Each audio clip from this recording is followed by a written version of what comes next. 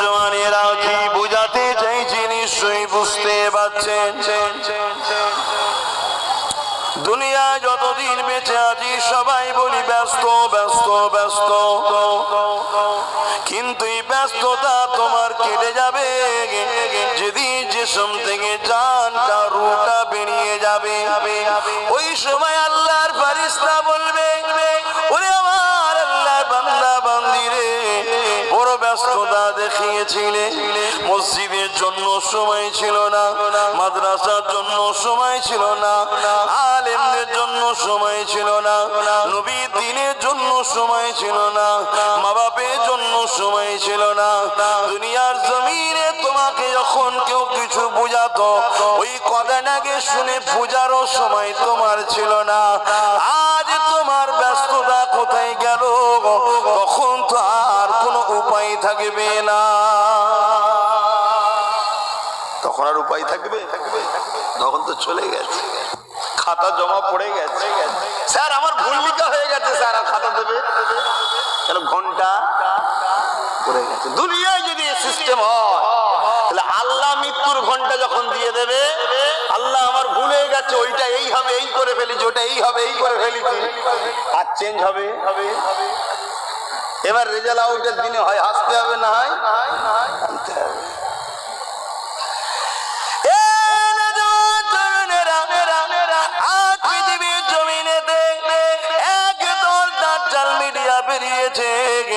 তারা দুনিয়া জমিনে নতুন করে আবার ইসলামের বিরোধী করতে লেগেছে, ইসলাম নিয়ে মিথ্যা প্রচার করতে লেগেছে, ইসলাম সম্বন্ধে মানুষকে ভুল বুঝাতে লেগেছে।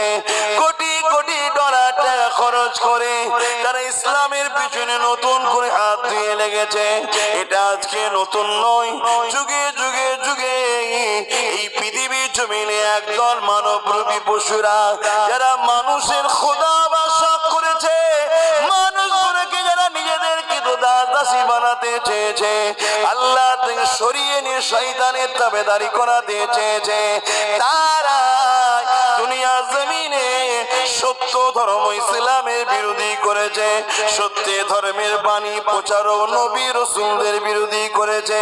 সেটা ফিরাউনের সময় হয়েছে, নমরুদের সময় হয়েছে, সাদ্দাদের সময় হয়েছে, আমার রাসূলুল্লাহর সময়তেও হয়েছে।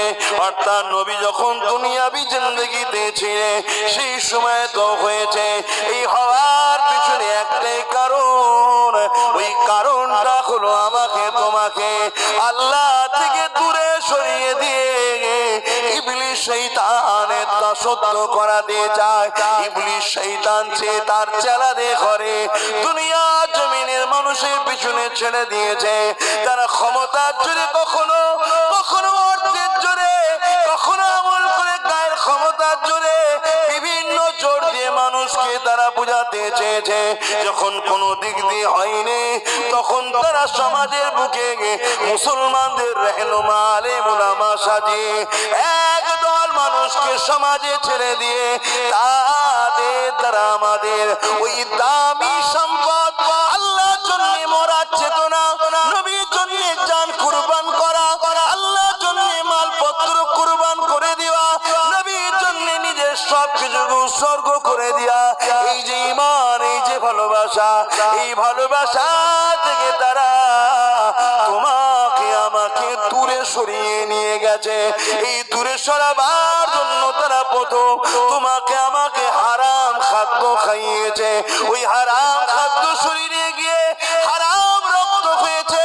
ওই হারাম রক্ত খাওয়ার পর তোমার আমার মধ্যে যে ঈমান ভালোবাসা ছিল, মোহাব্বত ছিল, ও কোনো আস্তে আস্তে শরীর থেকে বেরিয়ে চলে গেছে। আর যখনই চলে গেছে তখনই তারা আমাদের উপরে ঝাঁপিয়ে পড়েছে পশুর ন্যায়। কিন্তু এই ঝাঁপানোতে আমরা তখন কামিয়াবি হতে আর পারি না। কেন? কামিয়াবি দেয় আল্লাহ। কামিয়াবি পেতে গেলে ঈমান দরকার, মুহাব্বত রাসূল উপরে, আদব রাসূলের উপরে, ওটা না থাকার জন্য আমরা পরাজিত হয়ে যাই। এ যুবকেরা, তরুণীরা, বাপেরা এই বারবার বলে যায় এই পৃথিবীর জমিনে নতুন করে আমাদেরকে রাসূল থেকে সরাবার প্ল্যান চলছে। একটাই কথা বলবো, রাসূলুল্লাহকে জান মাল সব কিছু থেকে বেশি ভালোবাসো। আরো জোরে বলুন সুবহান। ভালোবাসা কাকে বলে?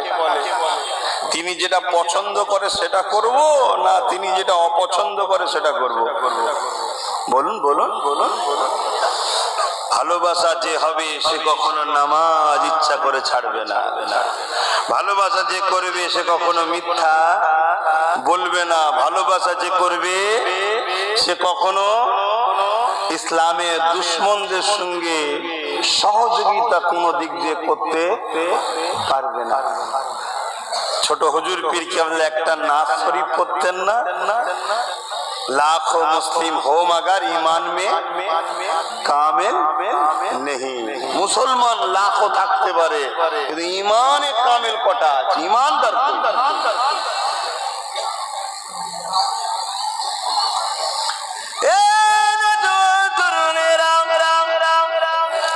আল্লাহ নবী এখন মক্কা জমিনে এসে সত্যের বাণী নাই বাণী, ইনসাফের বাণী, মানবতার বাণী, সভ্যতার বাণী, নারীদের উপরে জুলুম বন্ধ করার বাণী, গরিবের অধিকারের জন্য রাসূল যখন কথা বলেছিলেন, আমরা অনেকে মনে করি ইসলাম একটা ধর্ম। কথা অবশ্যই ধর্ম। ধর্ম মানে শুধু নামাজ আছে, ধর্ম মানে শুধু দাড়ি টুপি আছে, ধর্ম মানে মসজিদ মাদ্রাসা আছে, এটা অন্য কোন ক্ষেত্রে হতে পারে। ইসলাম এমন একটা ধর্ম, শুকরিয়া আদায় করুন আল্লাহ, আল্লাহ যার নিজে সার্টিফিকেট দিয়ে দিয়েছে, ইন্নাদ-দীনা ইনদাল্লাহিল ইসলাম। আমি আল্লাহ আমার মনোনীত পছন্দনীয় ধর্ম হলো ইসলাম। ইসলামে যেমন নামাজ আছে, ইসলামে যেমন রোজা আছে, ইসলামে যেমন দাড়ি আছে, ইসলামে যেমন টুপি আছে, এসব কিছু তো পরে এসেছে। এসব কিছুর আগে ইসলাম অন্যায় বিরোধী করে ন্যায়কে প্রতিষ্ঠিত করেছে। এই সমাজে মদ চলতো, ইসলাম মদকে বন্ধ করেছে। এই সমাজের শাসকগণ প্রজাদেরকে লুটতো, ইসলাম সেগুলোকে বন্ধ করেছে। এই সমাজের নারীগুলোকে ভোগের পাত্রী বানানো হয়েছিল, ইসলাম বন্ধ করে বেটির মর্যাদা দিয়েছে, নারীকে মায়ের মর্যাদা দিয়েছে, নারী যে স্ত্রী হবে স্ত্রীর মর্যাদা দিয়েছে। ইসলাম নামাজ তো পরে দিয়েছে, আগে নারীদের উপরে যে জুলুম হতো ওই নারীদের জুলুম গুলোকে বন্ধ করে তাদের অধিকার দিয়েছে। আরো জোরে বলুন সুবহান।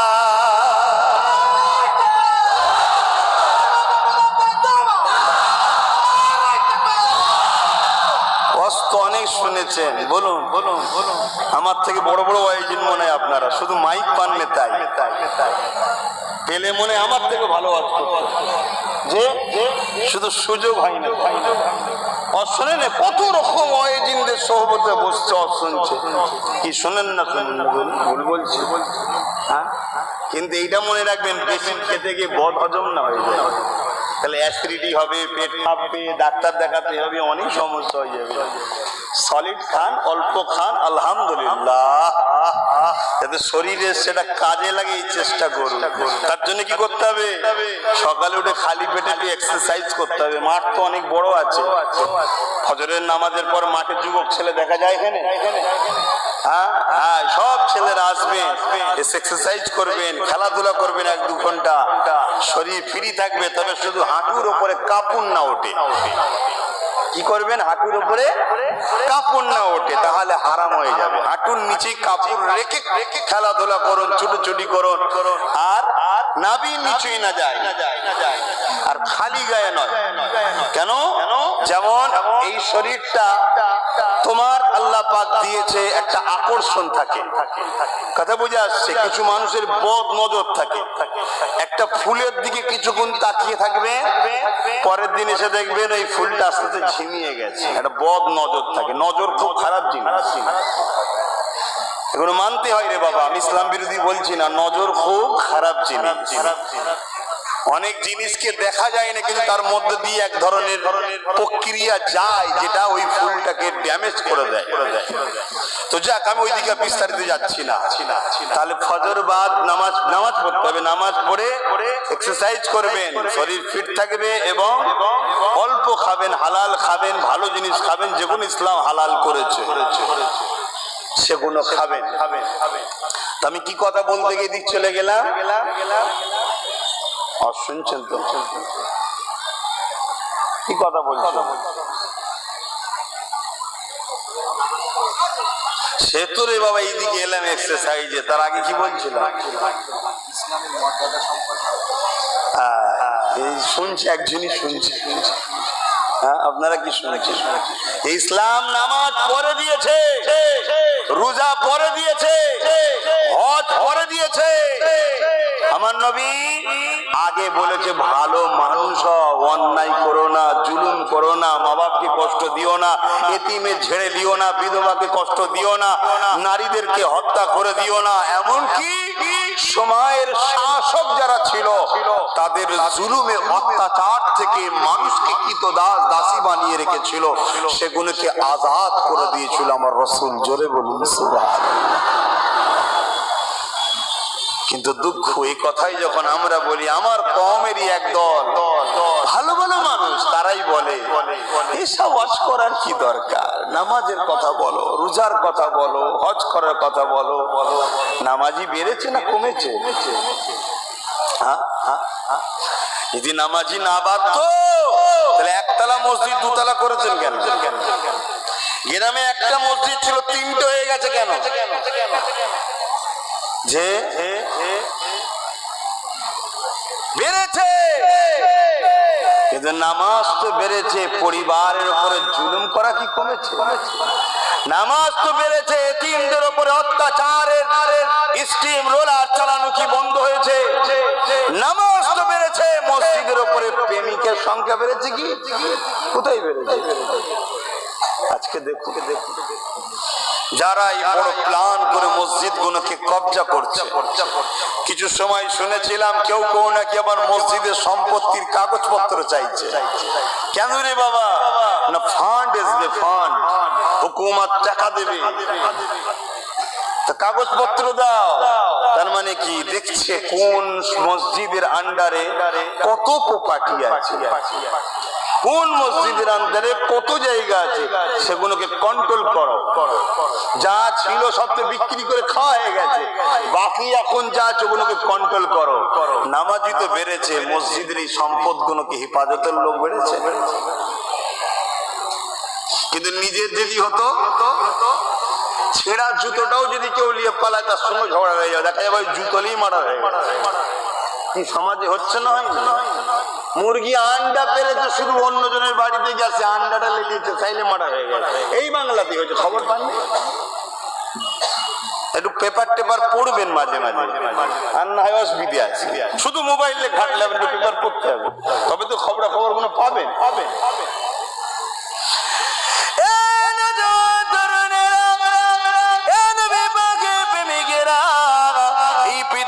চিরস্থায়ী নয়। আল্লাহ আজকে বাঁচিয়ে রেখেছে, কাল আপনি নাও থাকতে পারেন।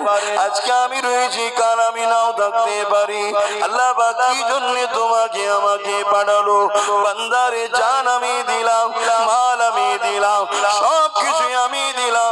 এই জমিনের উপরে তুই যে আমাকে খুশি করবি, আল্লাহ আপনি কিসে খুশি হবেন? আমার দাসত্ব করবি। আল্লাহ আপনার দাসত্বটা কি? আল্লাহ পাক কোরআনের মধ্যে জানিয়ে দিলে, মাতা কুমুর রাসূল ফাকুযুহু ওয়া মা নাহাকুম আনহু ফান্তাহু। আমার নবী যা আদেশ করেছে মেনে নে, আমার নবী নিষেধ যা করেছে ছেড়ে দে। তাহলে আমার নবী সংসার করেছে, সংসার করো। আমার নবী সাহাবাদেরকে ব্যবসা করা শিখিয়েছে, ব্যবসা করো। আমার নবী শিক্ষার কথা বলেছে, শিক্ষা অর্জন করো। আমার নবী দেশ চালাতে বলেছে, দেশ চালাবার জন্য চেষ্টা করো। শিক্ষানীতি, ধর্মনীতি, অর্থনীতি, রাজনীতি বিশ্বাসটাই আমার নবী করতে বলেছেন করুন, কিন্তু কার মতো করবেন? হিটলারের মতো না, চলবে না। কার মতো করবেন? জালিমের মতো না, চলবে না। কার মতো করবে? আল্লাহ জানিয়ে দিল আমার রাসূল যেভাবে 10 বছর মদিনাকে শাসন চালিয়েছে ওইভাবে করো। আমার নবী সেই যে শাসন ব্যবস্থা করে দিয়ে এসেছে ওই মদিনায় সেই দিন থেকে নিয়ে আজ পর্যন্ত কোন নারী অত্যাচার হয়নি, কোন নারী দিবস হয়নি, কোন নারী ডেপ হয়ে যায়নি, কোন মা বাপের উপরে মিথ্যা কেস হয়নি, কোন গ্রামে আগুন ধরিয়ে দেওয়া হয়নি, কোন গ্রামে কাউকে গুলি করে মেরে দেওয়া হয়নি, কারণ আমি মিথ্যা কেসও দেওয়া হয়নি। কেননা আমার নবীর সিস্টেম এমন যে সিস্টেমের উপরে দ্বিতীয় কোন সিস্টেম হতে পারে না। কেননা মুহাম্মদ রাসূল যা করেছে সবটাই আল্লাহর হুকুম করেছে।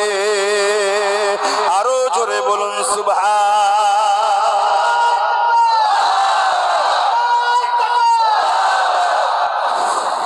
শুনছেন তো নাকি?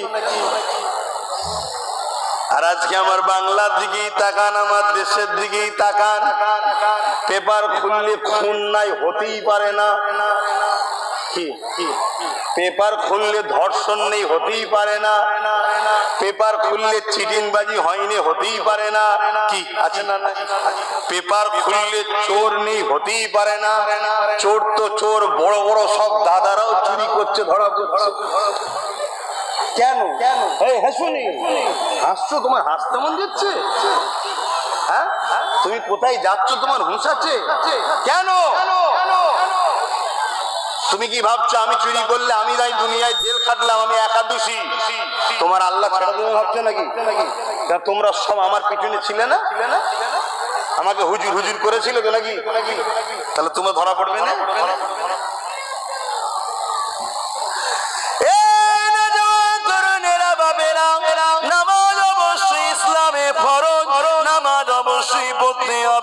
কিন্তু মনে রাখবেন সুদ খেয়ে নামাজ পড়লে নামাজ হবে না, নারীর ওপরে জুলুম করে নামাজ পড়লে নামাজ হবে না, মা বাপকে জুলুম করে নামাজ পড়লে নামাজ হবে না, যাকাত না দিয়ে তিমের হক না দিয়ে নামাজ পড়লে নামাজ হবে না।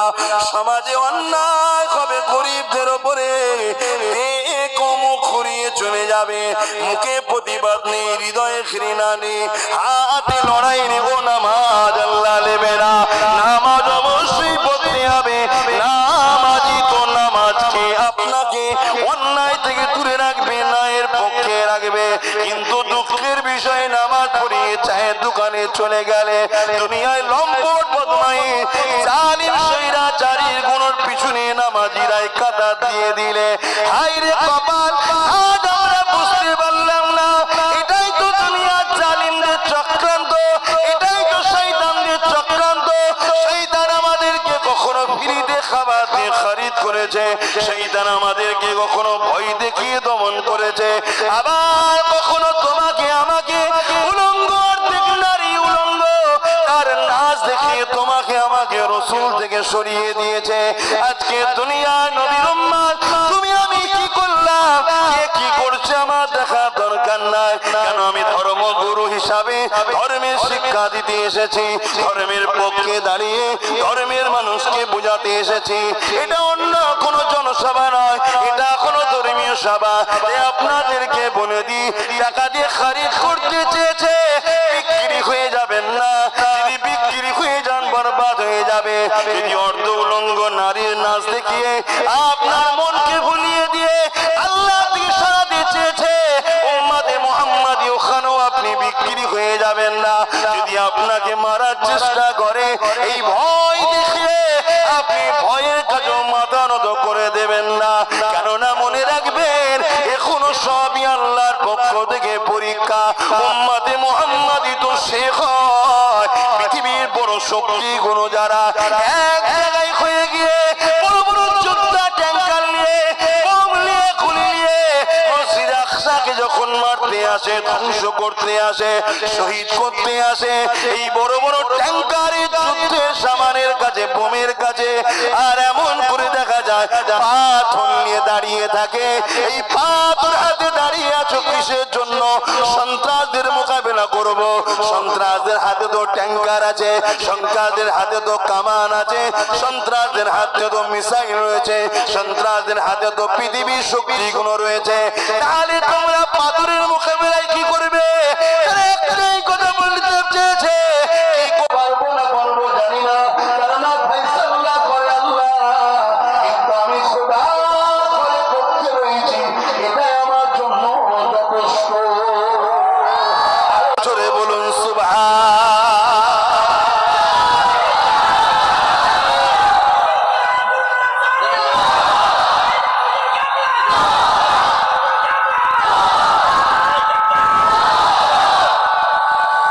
অনেকে বলে, আমার কাছে কেউ বলে, ভাইজান আমরা কি করব,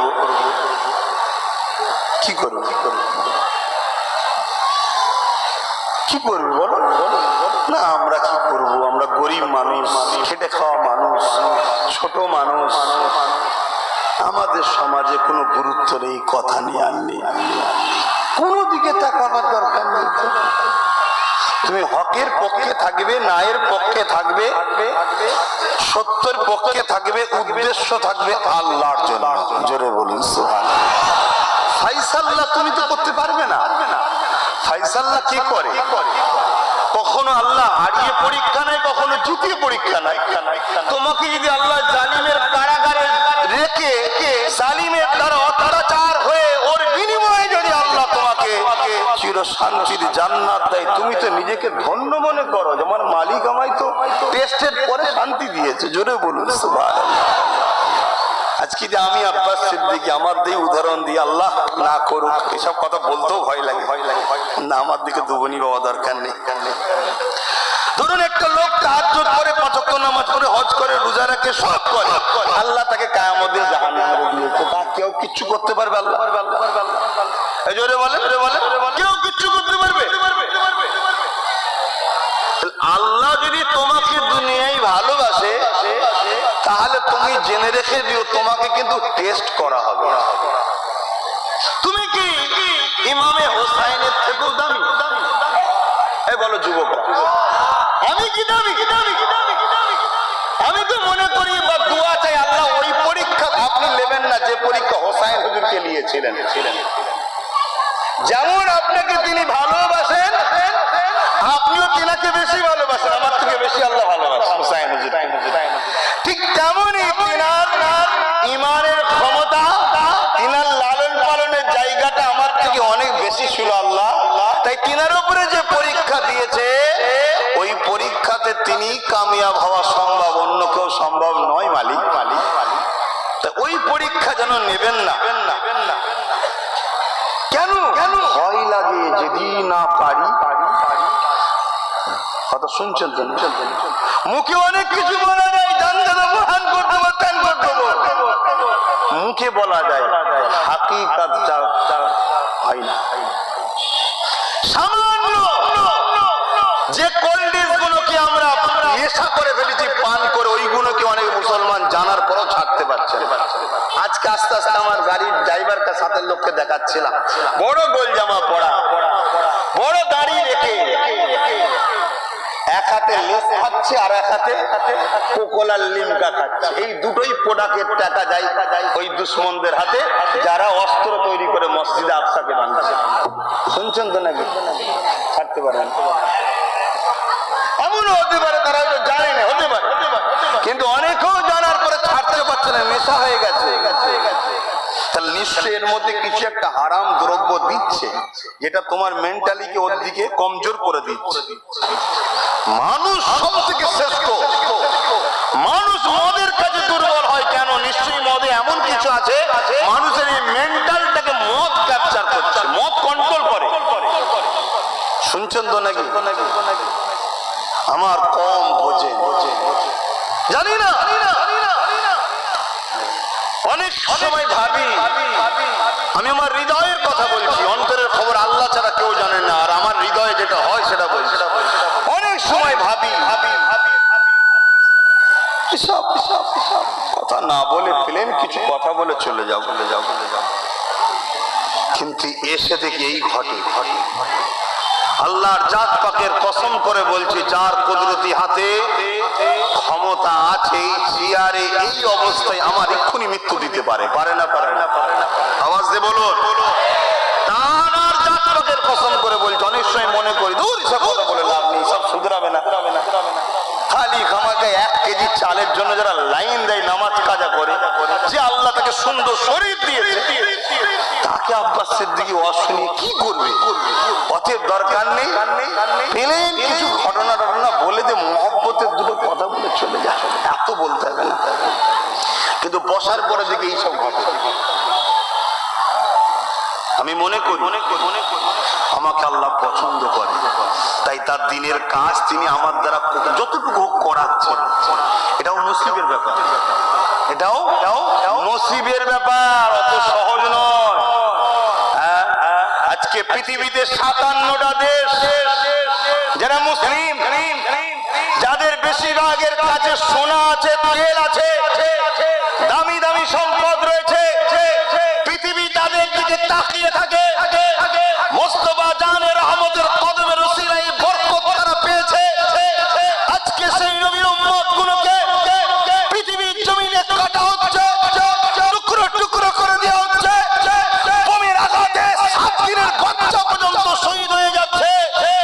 57টা দেশ তারাও চুপ করে মুখে কুলুপ দিয়ে বসে আছে, ফুর্তি আনন্দ করে যাচ্ছে। আমরা অনেকে মনে করছি এই সময় মুসলমানদের এক হওয়া দরকার, সবার এক হওয়া দরকার, কিন্তু মসজিদ আকসার প্রেমিকরা বলছে তাদেরও এক হওয়ার দরকার নেই। কেন আমরা 57টা মুসলিম দেশের দিকে তাকিয়ে নেই, আমরা তাকিয়ে আছি যার জন্য লড়ছি, সেই আল্লাহর দিকে তাকিয়ে আছি। জোরে বলুন সুবহানাল্লাহ, আরো জোরে বলুন সুবহানাল্লাহ। আজ আমাদের মধ্যে কেউ কেউ বলে, ভাইজান আপনি একটু পাশে দাঁড়ালে ভালো হয়, আপনি একটু আসলে ভালো হয়। আরে আল্লাহকে পাশে নাও, আল্লাহর জন্য যখন তুমি কাজ করবে আল্লাহকে পাশে নাও।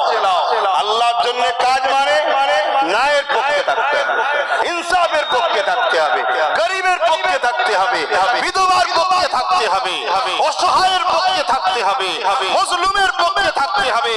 যদি সেই মজলুমটা হিন্দু হয়, খ্রিস্টান হয়, অন্য ধর্মের হয়, তার পক্ষে দাঁড়াও।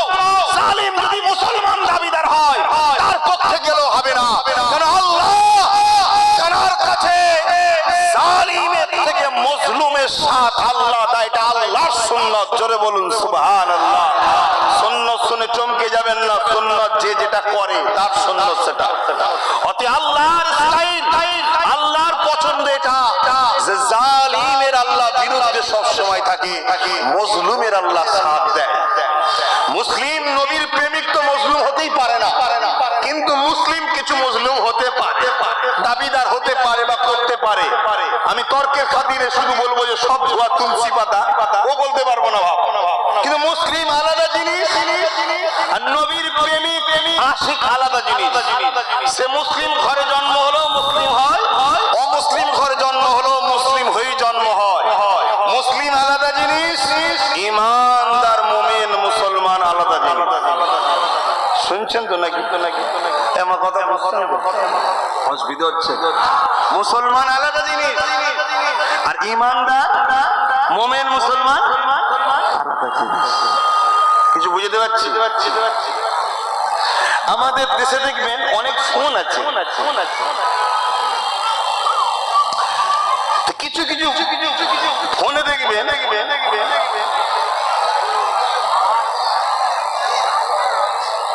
ক্যামেরা আছে, আবার কিছু কিছু ফোন আছে ক্যামেরা নেই, আছে না? আমি বুঝাবার জন্য বলছি। তো মুমিন মুসলিম মানে মুমিন যে হবে তার মধ্যে মুসলিম এই অপশনটা থাকবে, কিন্তু মুসলিম শুধু যে মুসলিম মানে যে তার মধ্যে ঈমান বা মুমিন অপশন থাকবে এমনটা কোনো গ্যারান্টেড নেই। কথা বুঝে আসছে? এই মুমিন হতে গেলে, মুমিনা হতে গেলে জুলুম করলে হয় না। অর্থাৎ অর্থাৎ নবীর প্রেমিক হতে হয়। আমি প্রথমেই বলেছিলাম নবীর প্রেমিক কখনো জালিম হতে, জোরে বলুন, পারে না। নবীর প্রেমিক কখন জালিমের ঝান্ডা ধরতে পারে না। নবীর প্রেমিক কখন জালিমের সঙ্গে দল করতে পারে না। আরে যতই তুমি পীর সাহেব, পীরজাদা, মুফতি, মাওলানা যাই দাবি করো না কেন, জালিম আর মুমিন নবীর প্রেমিক দুটো কখনো এক জায়গায় হতে, পেট্রোল পানি এক হতে পারে, সূর্য উঠছে কাল না উঠতে পারে। কথা বুঝছেন না, বোঝেন না? এটা তবুও সম্ভব হতে পারে। আরো অসম্ভব ব্যাপার হলো জালিম আর নবীর প্রেমিক এক হতে। নবীর প্রেমিক হবে তার মধ্যে এই অপশন থাকবে, জালিম এটা হতে পারে না। আর হাত্তাকে এটাও শুনে রেখে দাও, নবীর প্রেমিক দেশের দুশ্মন এটা হতে, জোরে বলুন, অসম্ভব। নবীর প্রেমিক মানে দেশের প্রেমিক হবে, এটা অটোমেটিক। নবীর প্রেমিক যদি না হয় সে দেশদ্রোহী হতেও পারে, নাও হতে পারে, আমি তর্কে যাচ্ছি না। কিন্তু মোস্তফার যদি প্রেমিক হয় 100% সে দেশের প্রেমিক হবে, দেশের গাদ্দার হতে, জোরে বলো। তার প্রমাণ তো দিয়েছে, তার প্রমাণ তো ইতিহাসে আছে। খেয়াল নাই এদের যখন ব্রিটিশ শাসন করছিল অনেকেই চেষ্টা করেছে, আমি সবার চেষ্টাকে সাধুবাদ জানাচ্ছি, কিন্তু দম হয়নি। রাত্রির ঘুমকে কেড়ে নেবে হয়েছিল, হয় নাই। যেদিন মোস্তফার এক গোলাম দাঁড়িয়ে গেল, কি নাম, ফুরফুরাওয়ালাদেরও পীর সাহেব, তবলিগওয়ালাদেরও পীর সাহেব, দেওবন্দীদেরও পীর সাহেব, তিনি আব্দুল আজিজ মুহাদ্দিস দেহলভী রাহমাতুল্লাহ আলাইহি। তিনি যখন দাঁড়িয়ে গিয়ে বললেন ব্রিটিশদের বিরুদ্ধে লড়াই করা ফরজ করতে হবে, সেদিন থেকে ব্রিটিশের ঘুম ঘুম ঘুম, জোরে বলে। আজকে দিনও খেয়াল করে দেখুন, অনেকে জালিমের বিরুদ্ধে লড়ছে আর করছে, অনেক দিন ধরে হচ্ছে, গুরুত্ব দেয়নি। যেদিন একজন নবী বংশের বাচ্চা লড়লো, লড়তে হবে, সেদিন থেকে ঘুম হারাম হয়ে গেছে। এখনো ঘুম হারাম হয়ে যাচ্ছে। আছে না, আছে না, আছে না, আছে না। কেন? ঈমান। কিসের জন্য? ঈমান, ঈমান। কিন্তু দুঃখ আপনারা চিনতে পারছেন না। আশা করছি চিনেছেন। আল্লাহ আরো চিনার তৌফিক দেয়, বলুন আল্লাহুম্মা আমিন। মুসলমান গণের ছেলে মেয়েরা মন দিয়ে শুনে রেখে দেন, ইসলামের মুখে ওপরে অনেক জুলুম অত্যাচার রয়েছে।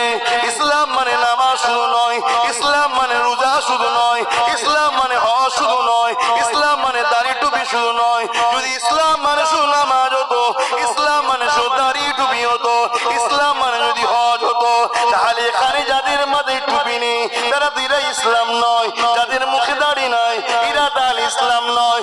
এ যুবকেরা, এখনো সব ইসলামের একটা একটা অঙ্গ, একটা একটা কাজ। ইসলাম তো একটা কমপ্লিট জীবন ব্যবস্থার নাম। তবে মনে রাখবে, নামাজ আল্লাহ পাকের দাসত্ব। ওই নামাজ পড়লে আপনি কামিয়াবি হবে, সমাজেতে কামিয়াবি নয়। কিন্তু ইসলামে এমন কিছু সিস্টেম আছে যে কোনো সমাজ কামিয়াবি হবে। যেমন আমার নবী পাক মক্কা থেকে যখন ইয়াসরিবে চলে গেলেন, নামাজ তো নবী পড়েছে, সাহাবারাও পড়েছে। ওই নামাজ আমি তুমি হাজারো চেষ্টা করে পড়তে পারবো না, কিন্তু নবী আমার শুধু নামাজ পড়েছে তা নয়, মদিনার জমিনে গিয়ে আল্লাহ নবী শিক্ষার জন্য বিকাশ করলো। কেননা মদিনার জমিনে গিয়ে আল্লাহ নবী দেখলেন মদিনায় মাত্র দুজন লোক লিখতে জানতো, দুজন মানুষ সই করতে জানতো, এর চেয়ে বেশি কেউ শিক্ষিত ছিল না। এই নবী আমার শিক্ষা প্রতিষ্ঠান করলে অনেকে মনে করবে হয়তো তিনি শিক্ষা প্রতিষ্ঠান। এ যুবকেরা, ধর্ম শিক্ষার প্রয়োজন আছে, কিন্তু ধর্মই তোমাকে শুধু নামাজের শিক্ষা দেয়নি গো। আল্লাহ নবী কি শিক্ষা প্রতিষ্ঠান করলে? আল্লাহ নবী সায়েন্সের শিক্ষার ব্যবস্থা করলে, আল্লাহ নবী ফিলোজফির শিক্ষা ব্যবস্থা করলে, আল্লাহ নবী অর্থনীতির শিক্ষা ব্যবস্থা করলে, আল্লাহ নবী নানান দিকের এমনকি দর্শনের বহু শিক্ষা প্রতিষ্ঠান করলে। এই পৃথিবী যা বড় বড় ফতোয়া দেয়, আমেরিকা বলে প্লেন করেছি, লন্ডন বলে ট্রেন করেছি, অমুক বলে চাঁদে পাঠিয়েছি। শুনে রেখে দাও, বিশ্বের দাদারা, বিশ্বের বৈজ্ঞানিকরা, বিশ্বের স্বাস্থ্য স্বাস্থ্যসেবীর মানুষেরা, বিশ্বের মেডিকেল শিক্ষা প্রতিষ্ঠানেরা পৃথিবীর জমিনকে সর্বদিকের ইলমের দরজা যিনি প্রথম খুলে দিয়েছে, উনি অন্য কেউ নয়, উনি তামাম কায়নাতের মানুষের জন্য, তামাম পৃথিবীর মানুষের জন্য এসেছিলেন, শুধু মুসলমানদের নয়, তিনি সবার নেতা হযরত মুহাম্মদ রাসূলুল্লাহ, তিনি দরজা খুলে দিয়েছে। আরো জোরে বলুন সুবহান।